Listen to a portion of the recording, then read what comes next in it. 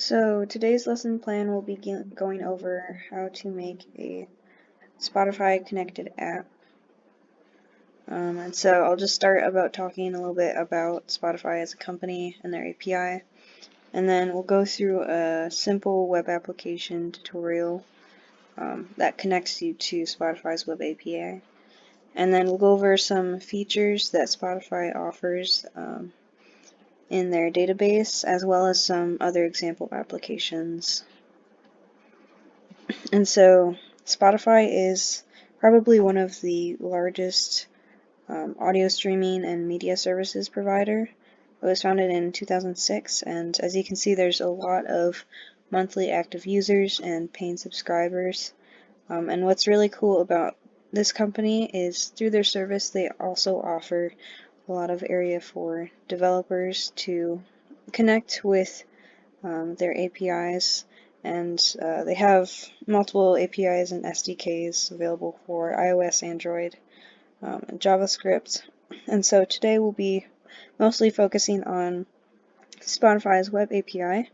And through this, external applications can retrieve Spotify content like album data, playlist specific track data, and also user-related data. So if you have an account with Spotify and it's collecting information about tracks you listen to and albums and whatnot, you can also retrieve all of that data from their API in your external application. And so now we'll just go through a basic tutorial of creating a simple application. And we're just going to use Node.js and JavaScript. There's a bunch of different frameworks that you can use, and we're not going to do anything super heavy with the front end. It's mostly just to give an example of connecting back end to the web API. And so the application, we're going to first register an application with Spotify, and then go through how to authenticate a user and get authorization to access user data. It's really a good project to work on to get more familiarized with Auth-O and authorization frameworks. And then we're also going to retrieve that data from the web API endpoint. And we're just going to focus on the user data in this case, but you can also go through and access track and album data in future. So the first thing that you want to do is first have a Spotify account and set that up. I have one, and so you have to go to Spotify's developer web page, and then you would log in here, and this is just to connect your Spotify account credentials with Spotify developer. And so basically you're just accepting developer terms of service that they have, and this takes you to the developer dashboard, and this is where you're gonna now set up the actual application in here. And so you have to register it with Spotify in order to connect to the API. So I'm just creating an app here called My New App, and you can give that app a description, agree to the terms of service, and then create it. It'll take you to an overview of that application, which includes all of the authentication information there, and we'll use that later. There's no data available right now for the application since we just created it. And so we can edit settings in here. We can put a website that links users to where they can find more information about the application that we're creating, as well as adding some redirect URIs. And I'll talk a little bit about that later, but right now we're just going to use localhost for the development application, which includes that and the callback. And so you can just save those settings. And another thing you'll notice is it's in development mode, as all of them start in, and that means that you have a max of 25 users that can use your application. And so to do this, you'll just want to add whatever account you want to test it with at first, and then you can extend that quota later. And basically you just request Spotify to look over your application and make sure it abides by all of their terms of service, and then they'll extend that quota for you. But it starts out as 25. And so now we can actually create the project. And so prepping the environment, we're using Node.js, so you want to install that and then create the project folder.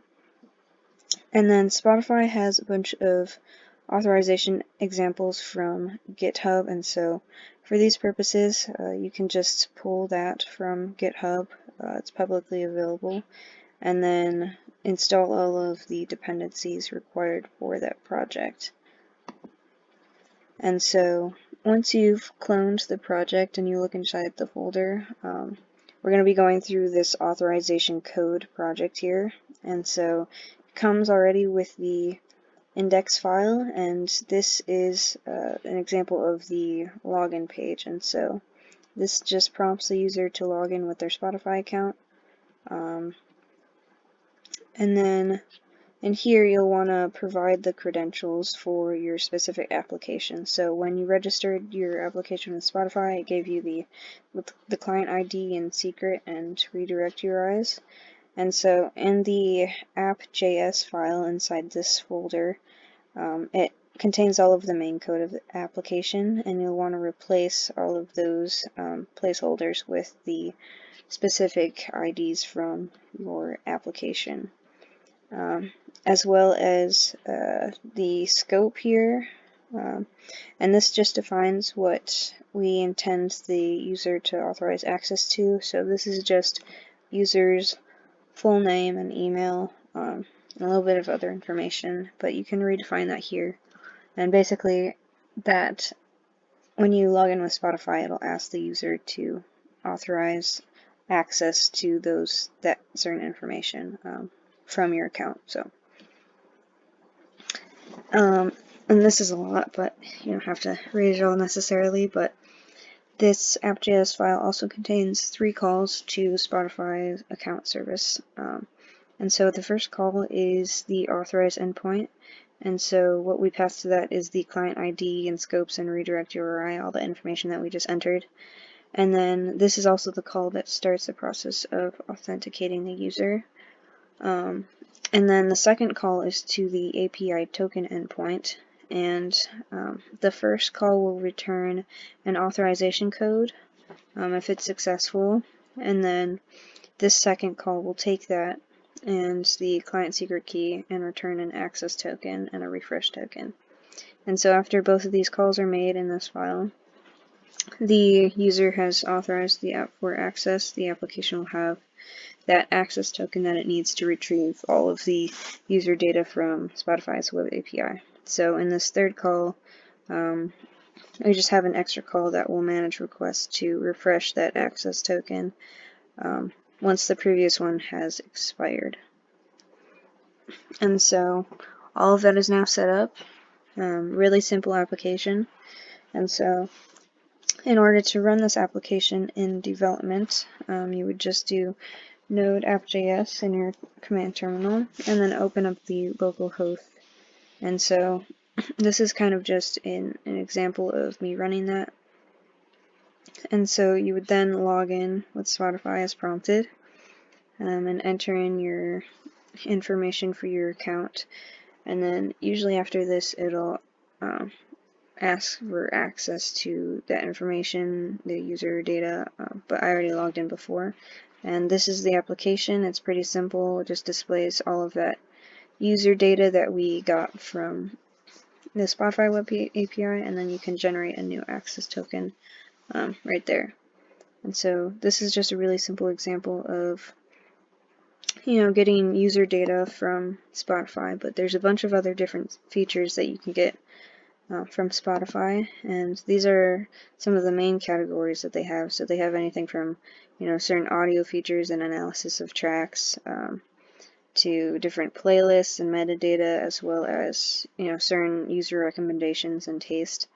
And so if you go on to the documentation for Spotify's web API and any of their features, you'll see all of the endpoints listed here that you can access and retrieve data from.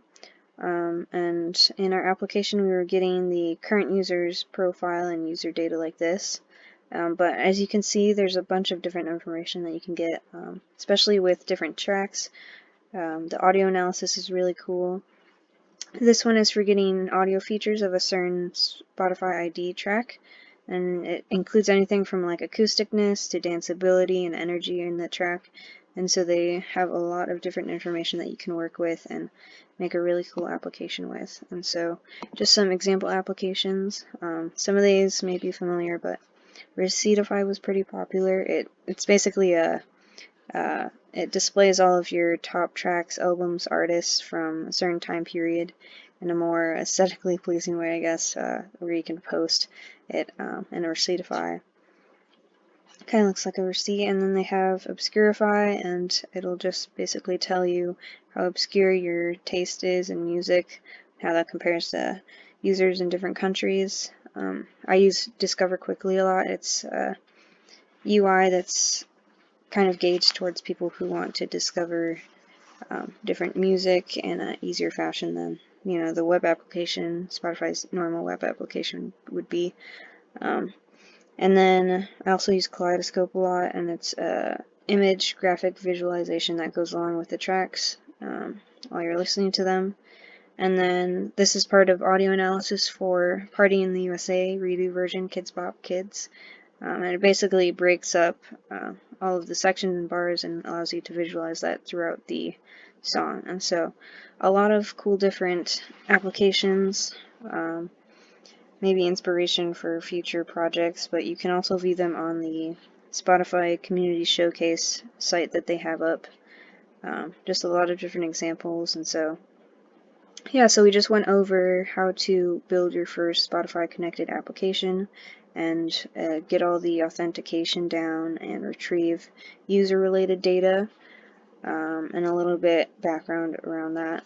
And so hopefully you can go and create your own application now in the Learner Activity module.